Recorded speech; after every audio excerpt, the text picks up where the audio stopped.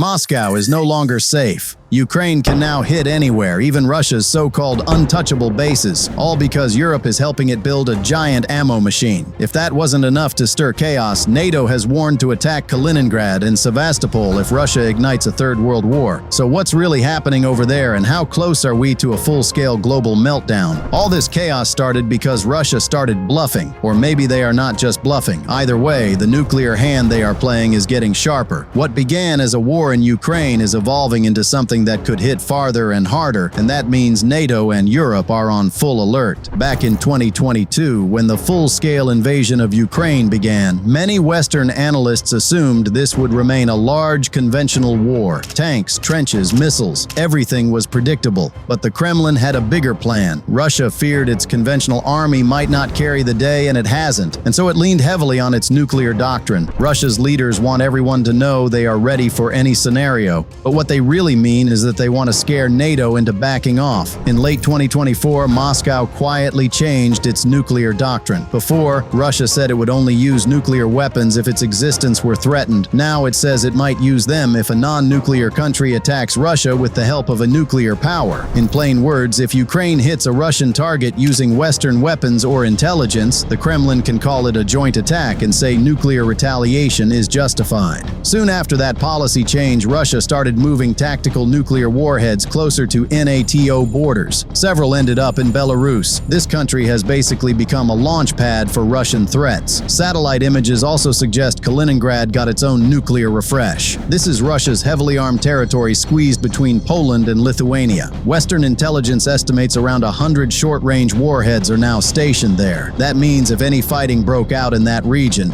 NATO troops would be staring at weapons capable of flattening entire divisions. The Kremlin claims it's just deterrence, but everyone knows Russia is implying that NATO better stay out or face consequences. The U.S. had to intervene at this point. Former U.S. Army Europe Commander Ben Hodges spoke bluntly and said that if Russia ever dared to attack a NATO country like Poland, Kaliningrad would be eliminated in the first hours. Sevastopol, too, would be gone before Moscow even understood what hit it. NATO wouldn't wait or negotiate. The alliance's air and land power would obliterate Russia's forward bases almost instantly. That statement has seemed to terrorize Russia a bit. Russian media called it an admission of Western aggression and said that it was proof that NATO was already preparing to attack. Kremlin officials went into panic mode and demanded tighter defenses. State television replayed Hodges' words over and over, cutting them together with clips of nuclear missiles rolling through Red Square. One Russian general said, "We must prepare for a major war." And within days, satellite images confirmed what Moscow's propaganda was claiming. Construction crews were seen digging new fortifications around Kaliningrad, bunkers, radar domes, anti-air batteries. It's all happening. Kaliningrad, Russia's little military island wedged between Poland and Lithuania, is turning into a concrete fortress. The logic is that if NATO could wipe it out in hours, then Russia needs to make sure NATO never tries. But there is no such thing as a safe fortress when nuclear weapons are in the picture. Every new silo, every radar site,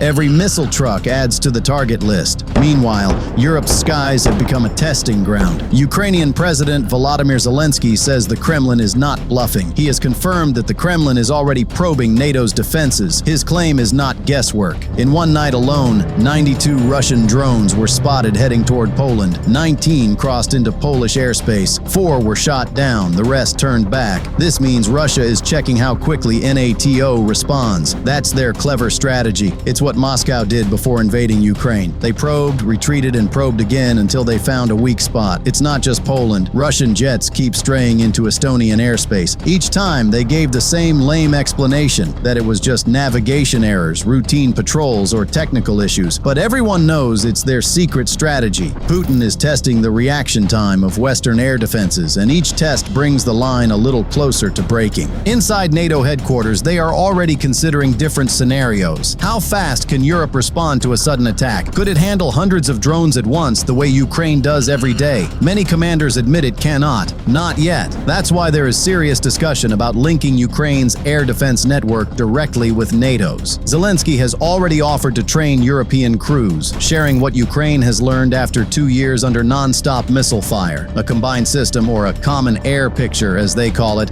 would let every NATO radar see what Ukraine's radars see in real time. That's how close cooperation has become. It feels like it's time Europe protects itself and not just helps Ukraine survive. And yet, amid all this preparation, the most dangerous factor is human error. Everyone involved knows how thin the line is. One drone crosses too far. One radar misreads a signal. One pilot mistakes a shadow on the screen for a missile. The entire balance depends on seconds and judgment calls. That's how escalation happens, not from grand strategy, but from panic. Putin's government keeps calling all this routine deterrence, as if repeating the word routine makes it safe. But these warnings are constant now. When the West announces new weapons for Ukraine, Russia answers with talk of nuclear retaliation. When NATO runs exercises in Eastern Europe, Russian generals call them preparation for World War III. It's a script both sides know by heart. Each of them is trying to prove it is not afraid, even as the tension rises with every new act. Across Europe, ordinary people are starting to feel it too. In Warsaw, Vilnius, and Riga, siren drills are back. Some cities are reopening Cold War-era bunkers for inspection. Governments insist it's just a precaution, but it's hard not to notice the quiet anxiety creeping into daily life. Europe hasn't lived this close to the edge in decades. For now, NATO has done its part and warned Russia, but words alone are not enough here. NATO leaders know words alone don't stop missiles. That's why air defenses are being stitched together like never before. Poland, Finland, and Romania are coordinating their radar coverage with US and German systems,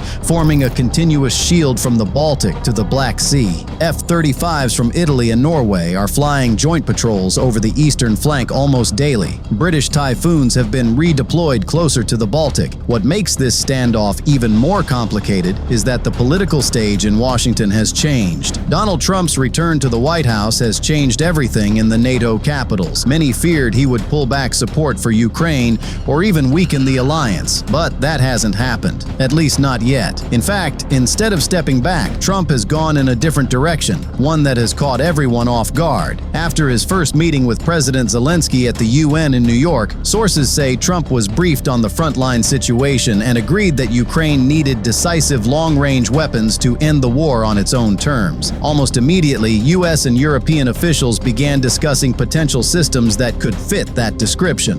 One name came up more than any other: the Tomahawk. This is a precision-guided cruise missile that can travel over 1,500 kilometers, strike specific targets, and be launched from ships or submarines. If Ukraine ever receives such a weapon, it could hit Russian military infrastructure far behind the front lines, even near Moscow itself. That possibility alone has alerted the Kremlin. Russian generals called it a direct threat and said any launch from Ukraine would be treated as a US attack. It's the kind of shift that could completely redefine how this war is fought. Russian media began speculating that the US might secretly transfer Tomahawk cruise missiles to Ukraine through European allies. Kremlin officials warned that if those missiles ever hit Russian soil, it would be treated as an American attack. Medvedev said Russia wouldn't wait to identify the warhead type. In short, he was threatening to strike first. NATO intelligence considered this statement as a direct attempt to scare Washington away from even considering the idea. But Trump's team didn't rule it out. They hinted that all options are on the table if it forces Russia to negotiate. It is a classic Trump strategy: mix unpredictability with bravado. European leaders are not sure whether to be relieved or terrified. On one hand, it signals to Putin that the US might finally be done with restraint. On the other hand, it risks crossing a line that could set the whole region on fire. Meanwhile, NATO's military experts have a more practical worry. They say the Kremlin's new nuclear doctrine could make a Tomahawk launch look like exactly that. Even a conventional strike could be interpreted as nuclear under Russia's new rules, and once that claim is made, the pressure to respond is enormous. That's why NATO has been updating its nuclear response protocols. It is quietly reviewing every step of the chain of command to make sure no local commander could act on impulse. In private, NATO officials believe Putin's nuclear posturing is not a sign of strength, but of fear. Russia's conventional forces are stretched thin, its stockpiles are running low, and its generals are desperate to regain the psychological upper hand. That's why they talk about nukes so casually. It is a theater designed to hide weakness. But NATO doesn't underestimate desperation. When a cornered regime starts waving nuclear threats around, even propaganda can turn deadly fast. This is why Ukraine has also been improving its defenses. Ukraine's entire war strategy has shifted in the past few months. They have gone from holding the line to pushing forward, and from surviving to hitting back deep inside Russian territory. The change didn't happen by accident. It came after Europe, led by the Czech Republic, pulled together a massive ammunition supply operation. Ukrainian soldiers are now calling it the Death Conveyor. This Czech-led initiative quietly gathered funding from over 16 European countries and private defense firms to buy and deliver millions of artillery shells and rockets to Ukraine. In total, the plan aims to supply 3.7 million shells. This is more than Russia can produce in a year. Trains carrying these shipments now move non-stop toward the front lines, keeping Ukraine's guns firing day and night. Before this project, Ukraine's forces often had to ration their shells. Now they can strike continuously. They can easily overwhelm Russian positions and force them to retreat from several fortified zones. At the same time, Ukraine has become bolder with its long-range attacks. New Western weapons combined with domestically built drones have destroyed oil depots, radar systems, and command centers deep in Russian-held territory. Even Sevastopol and parts of Crimea, which were once thought untouchable, have come under fire. You can call this strategy psychological warfare. Every successful strike tells Russia that its safe zones no longer exist. And as the Czech plan keeps expanding, Europe's factories are now running on wartime schedules again. This time, not for themselves, but for Ukraine's survival. What do you think? Would Russia risk starting World War III in this scenario? Share your theories with us in the comment section below. Before you go, make sure to subscribe to our channel for more updates on this war. Goodbye for now.